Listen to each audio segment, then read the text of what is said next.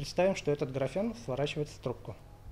И такая структура будет как раз-таки углеродной нанотрубкой. Нанотрубки – объект исследования Раниса Гарипова. Вот как они выглядят размером в несколько наномиллиметров. Ученые уверены, их использование выведет производство Татарстана на новый уровень. В промышленности у нас во многих сферах используется технический углерод.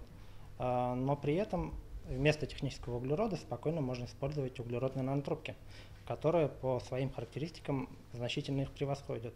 Нанотрубки можно использовать при производстве пластика, оргстекла и эпоксидной смолы. Так у материала появляются новые свойства – электропроводимость и прочность. Технологией Раниса Гарипова уже заинтересовался один из татарстанских заводов по производству кирпича. Они как раз-таки заинтересовались нашими исследованиями. А нанотрубки, когда мы вводим в любой материал, можно еще и упрочнить его.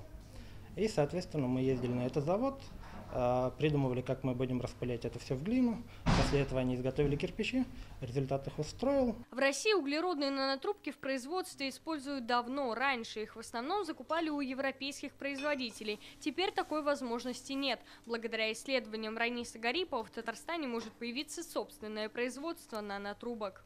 Но если бы открыли, я уверен, что это все пошло бы на пользу производства. В некоторых специфичных областях решили бы некоторые проблемы. Результатами многолетней работы Ранис Гарипов поделился с ведущими учеными столицы. Он прошел финал конкурса «Лучшие молодые ученые Казанского исследовательского центра» и стал победителем. Проводимость разопарящего углерода будет значительно ниже, чем у нанотрубок. Казанские ученые дальше собираются заниматься исследованиями в области углеродных нанотрубок. Есть и новые проекты, но пока они должны оставаться в тайне, говорит Ранис Гарипов. Алена Струминская, Алмаз Зейдинов, ТНВ, Казань.